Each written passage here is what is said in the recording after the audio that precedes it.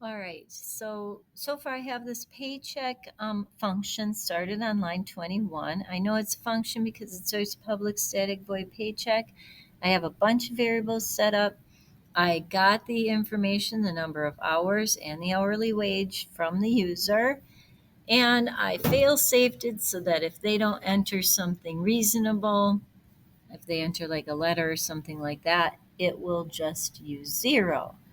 I just realized I have to set my variables that I'm getting information from the user on to zero on line 25 because otherwise it'll crash if they enter an A.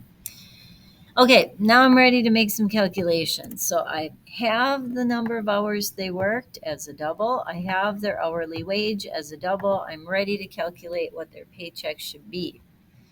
So in order for me to figure out how much money they're making, I am going to need another variable up here.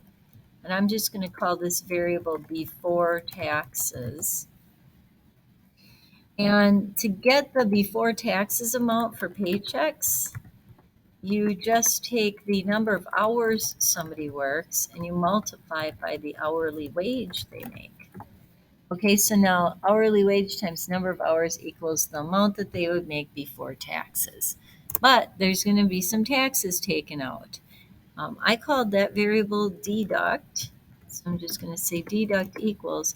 And in the instructions, it said that the amount that's going to get deducted is 10% of whatever it was before. So I'm going to use before taxes times, and instead of using 0.1, I'm going to use my tax variable here.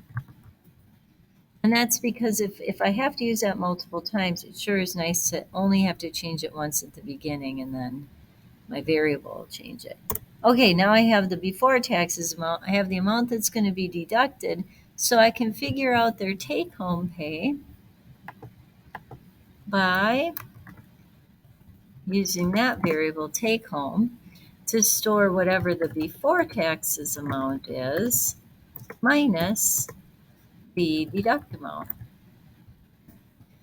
And now I have all the information that I need to print out their paycheck. So if you want to see how to print it out, you can watch next video.